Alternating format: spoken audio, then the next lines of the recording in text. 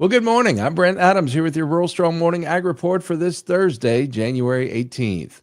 Leading off the headlines this morning, U.S. Agriculture Secretary Tom Vilsack recently suggested use of Commodity Credit Corporation funds as a remedy for the lack of Farm Bill funding to increase crop subsidy triggers or reference prices. And that idea may have support, even among its critics. Vilsack insists the $30 billion CCC fund is a silver bullet and told a farm audience recently, the ARC payments and the PLC payments and the CRP payments all come from the Commodity Credit Corporation. So they've done it in the past. They just need to get to a point where they understand and appreciate that is the easiest and simplest and best way to get a farm bill done. House and Senate conservatives want limits on CCC use for things like climate-smart programs, but seem flexible otherwise. Iowa Senator Chuck Grassley, who was hospitalized this week with an unspecified infection, introduced the USDA Spending Accountability Act. Secretaries of Agriculture, both Republican and Democrat, have used excess funds in the CCC for their own agenda. It's become one of the most costly tools in the farm safety net. Importantly, it will stop the USDA from undermining the role of Congress in writing the upcoming Farm Bill. And save some $8 billion, half of which Grassley would spend on the deficit reduction, but the rest for farm programs. Senate Ag Chair Debbie Stabenow with Ranking Ag Republican John Bozeman asked Secretary Vilsack last year for trade promotion help from the CCC. A large part of that is already the way we fund the Farm Bill. So it's not that there's $30 billion additional. Vilsack later announced the use of $2.3 billion in CCC funds for export promotion and international food aid. The decision that we're making and the decision that we were asked to make by Senators Bozeman and Stabenow is designed to provide some additional boost to trade at a time when it is challenging for the drafters of the Farm Bill to provide the resources necessary to meet all of the demand.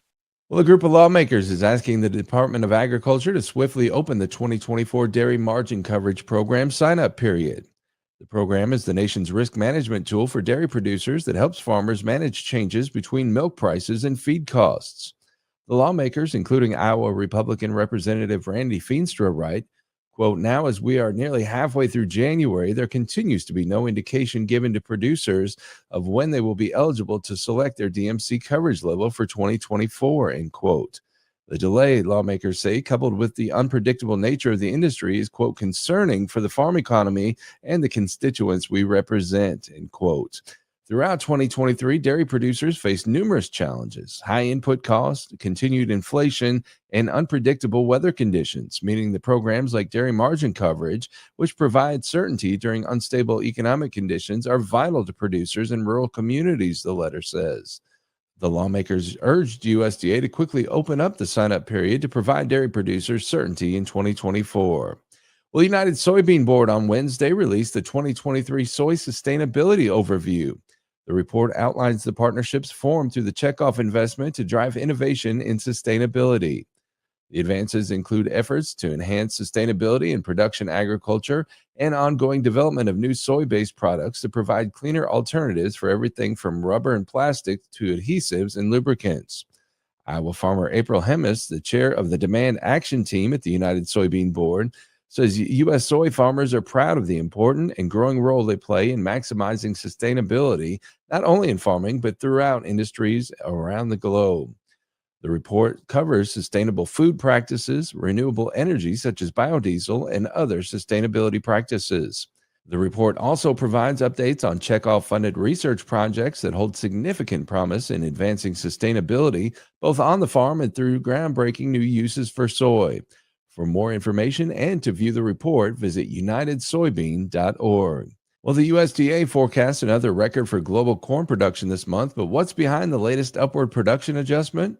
More from USDA Radio's Rod Bain. The news for world corn production per USDA's latest forecast. U.S. and China, the two largest global producers, record production in each of those countries. Our nation recording a 2.8 million ton corn production increase month over month, and China expected to produce almost 12 million tons more than the previous estimate. With that, total global corn production per USDA is expected to be over 1.2 billion tons. Global corn production is also record large. The January world corn production forecast included one notable adjustment downward. Brazil, where we reduced our corn production forecast by 2 million tons, and that reflects expectations for the second crop corn. Planting down there is just beginning, and given relatively weak global prices, we expect that to have the effect of reducing Brazil's acreage somewhat. I'm Rod Bain reporting for the U.S. Department of Agriculture in Washington, D.C. And the USDA adjusted both Russian and Ukrainian wheat production forecasts,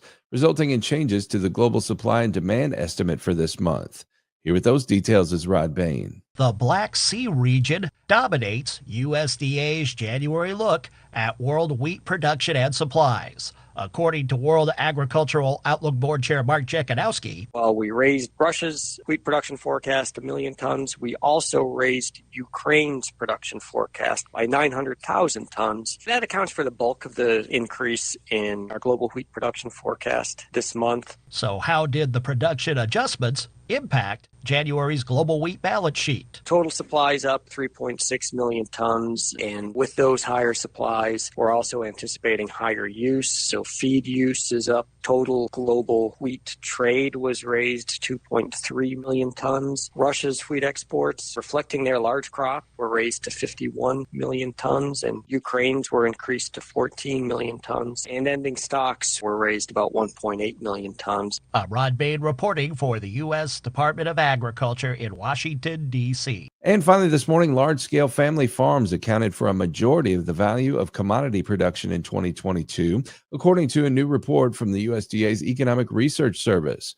Specifically, these farms accounted for 51% of cash grains and soybeans, 56% of hog production, 65% of cotton, along with 65% of specialty crops, and 76% of dairy products. On the other hand, small family farms accounted for 3% of the value of production for dairy, 4% for cotton, 7% for specialty crops, and 26% for beef, but they produced the majority of hay at 53% and 45% of poultry and eggs. The value of production by non-family farms ranged from 5% for both hay production and poultry and egg production to 19% for specialty crop production. Large-scale family farms are those with a gross cash farm income of more than $1 million. We can keep up with the latest from the world of agriculture by subscribing to the Tractors and Troubadours podcast from Rural Strong Media. Each week, I bring you agriculture industry newsmakers, hot-button industry issues, educational features, and the best in traditional country music. The Tractors and Troubadours podcast can be found at ruralstrongmedia.com or wherever you get your podcasts. We also invite you to join us daily on Rural Strong Radio, our 24/7 streaming radio station, found at ruralstrongmedia.com or on the Live 365 streaming radio app for your mobile device. Each day, we bring you our award-winning agriculture programming, as well as the best in traditional country music, mixed in with a little bluegrass, western swing, southern rock, and inspirational music. Again, the place to find Rural Strong Radio is ruralstrongmedia.com or the Live 365 streaming radio app. We're portable, so take us with you everywhere you go while you're working on the farm or ranch. Let's get through the workday together. Well, I'll be back again tomorrow with another Rural Strong Morning Ag Report here on Steve Shetler Media. Make it a great day, everybody.